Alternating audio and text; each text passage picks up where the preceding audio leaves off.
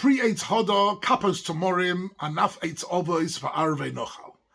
Famously, the four different species which together make up the Arba Minim symbolize very, very fascinating ideas within Jewish thought. Often they're classically seen to represent different sectors of the Jewish people who all come together, but Aguda Achas, they're bound together, and represents the unity and the value of every single type of Jew, irrespective of their strengths and weaknesses. I'd like to show you a different perspective, a different level of symbolism, which comes from the writings of the Ramban and the explanations of Rabbi Yaakov Emden. But one of the interesting things to start this off is to notice the fact that the halacha requires of us to make a bracha on the Arba Minim, which emphasizes not the Etrog, but the Lulav. Al Natilas Lulav. Right? The Lulav is the essence, and the Etrog comes with it. Why is that? Why is it not Al Natilas Etrog or Al Natilas Arba Minim? The bracha focuses on the Lulav. That's question number one. Question number two is, if you look in the Shulchan Aruch, and we all know this in practice, when we're holding the Arba Minim, the halacha is that the Lulav you hold in your right hand, and the Etrog in your left hand. Classically in halacha, whenever you're doing a mitzvah, it's always correct to hold the item in your right hand, because the right hand symbolizes more chashivas, more significance, it's more prominent. So here we're giving greater prominence to the Lulav, Hadassim and Aravas, than we are to the Etrog. And yet, in certain ways of thinking, people often think that the Etrog seems to be of the main the main point of the Arba Minim, but here we see differently. We see that the focus is on the Lulav, with its Hadassim and Aravas by its side, and not on the Etrog. So with that in mind, I'd like to have a look at what the Ramban says, because he takes the word Etrog and he gives us an interesting etymological insight into the word Etrog. He says it's an Aramaic word which means chemda. It means desire. It means the human passion of desiring a certain object or desiring a certain way of life. The power of desire itself, which is both the greatest strength of the human being and his greatest weakness, depending on how it's used and for what purpose it's used. And here we find something very interesting. Says the Ramban that actually the Etrog represents desire itself.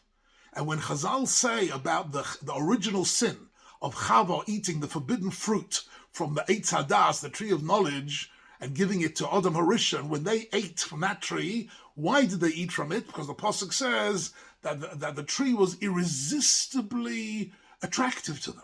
Nechma to eitz the machal, but ta'avo hi le'inayim. It uses the word chemda and ta'avo, which drew them to the tree. And they were irresistibly drawn to it, and that was their downfall, because they were drawn to something which was forbidden to them. But in actual fact, and that's the Etrog, says the Ramban. So what is this Etrog? So Etrog, what, is a symbol of something negative? The answer is no. The Etrog is a symbol of desire itself. And the question now is, how is that desire going to play itself out? Says the Ramban, whereas the Etrog is the representative of the Eitz Hadas, Rabbi Yaakov Emden says that the Lulav represents the Eitz HaChayim. The Eitz HaChayim was the other tree in Gan Eden. And the Eitz HaChayim was a source of ruchnias, a source of spirituality, a source of primordial Torah and knowledge and morality, right? And connection to HaKadosh Baruch Hu. The Eitz HaChayim was the way in which they were to connect to God, right? And the original plan, says Rabbi Yaakov Emden, was that first they should eat from the Eitz HaChayim, and then v'chai la'olam. And through that they will attain eternal life.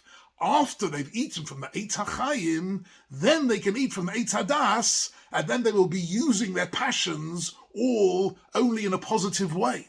What happened was they were so overwhelmed by the passion and desire for the Eitz Hadas, they did that first before they had the Eitz HaChayim, and that was the downfall of Adam and Chava. So says the Ramban, in actual fact, the Etrog itself is only valuable for us when it's joined together with the Lulav, Hadassim, and Aravas, because what we're doing is we're reversing that original sin.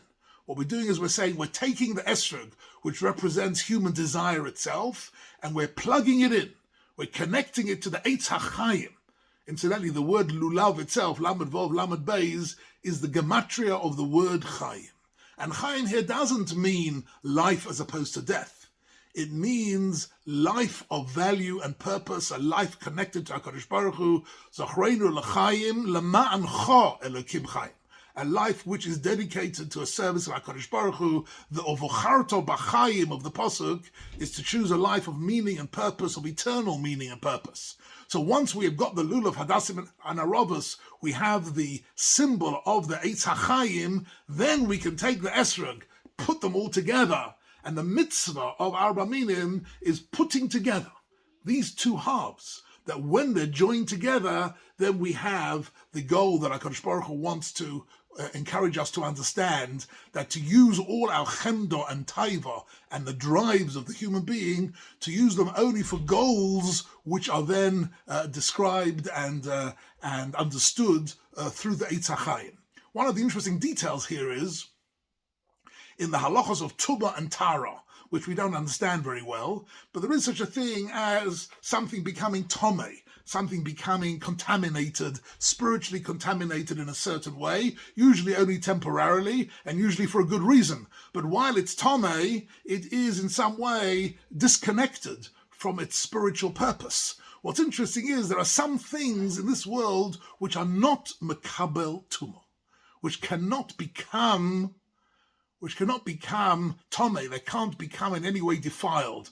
And one of the things is, for example, we know in Sukkos, in the laws of the Sachach, the covering of the Sukkah has to be made from wood, from items which are not Makabel Tumah. Psoles gorin v'yekev. It means the twigs, the branches, the leaves, the things which you think are really unusable, which are really just the psolet, the bits which you throw away after you've taken the fruit. No, they are actually not Makabel Tumah, and you can use them for a Sachach.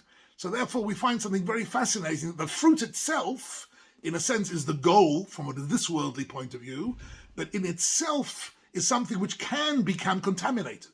What does it mean it can become contaminated? The fruit represents human desire, the desire for the fruit. The luscious, tasty, sweet-smelling, sweet-tasting fruit, that triggers off in us all sorts of desires. The question is, are these desires of the right sort? Are they going in the right direction or not? The answer is, it depends if they're plugged into the Eitz HaChaim.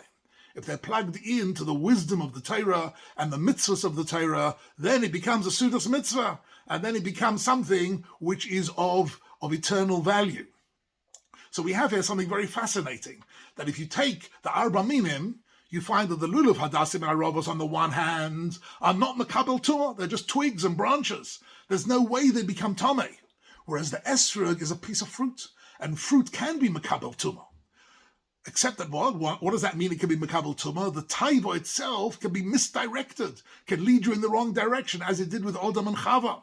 So what we need to do when we're fulfilling the mitzvah of Arba Minim is to plug in together, says Rabbi Yaakov Emden, to plug in together the Eitz Hadas and the Eitz HaChaim in the way that was originally intended, and by joining them together, that is the mitzvah of Arba Minim. And that's why we make the bracha on the Lulav, because the Ikar is the Eitz HaChaim.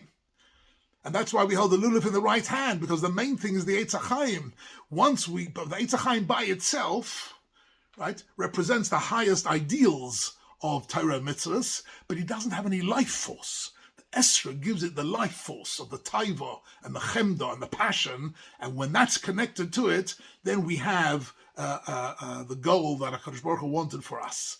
The Torah itself, interesting, the Gemara in Brachos Daf Kaf Beis speaks about the idea that Divrei Torah ein mekablin tumah. And this is a halacha l'maisa. The Rambam mentions in Hilchos Kriya Shema that even a man or a woman who is tomei for one reason or another can still daven, can still learn Torah, can still make brachos, can still say Kriya Shema. Why is that, says the Gemara? Divrei Torah ein mekablin tumah. So the Lulav, Hadassim, and Aravos are all Divrei Torah, which are not Makabel Tumah. You can't make them Tomei in any way possible. They're not Makabel Tumah. They're not a Kli. They're not a Michael. They can't be received Tumah at all. And in that sense, they represent a spiritual goal.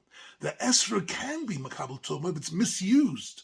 But when we put all four meaning together, what we're saying is we only want to use the taiva and the chemda of our heart, of our desires. We only want to use them when they're connected properly to the Eitz HaChaim, and in that sense, to live a life where our passions and desires are expressed through activities and a life which is of spiritual value. And in that sense also, Eretz Yisrael itself is referred to as Eretz Chemda Taiva Urachava.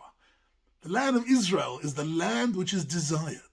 Unfortunately, it's desired by many nations. But many nations desire it all for the wrong reasons. We desire Eretz Yisrael because it brings us closer to HaKadosh Baruch Hu. And in that sense, it is Eretz Chemda. In that sense, it's the Etrog connected to the Lulav, represents for us the human desire focused and directed in the correct way. But it's fascinating to see that actually when they're held alone, it's the Lulav that's more important than Etrog. But once we bring them together, then we have joined together these two great forces, and the Eitz Hadas has once again been put in its correct place. It provides the engine room for making sure that all the values and the goals and the ideas of the Eitz HaChaim, of the Torah itself, come to their fruition, and that is the bracha of the Chag. V'asiyenu Hashem Elokeinu birkas moyadecha.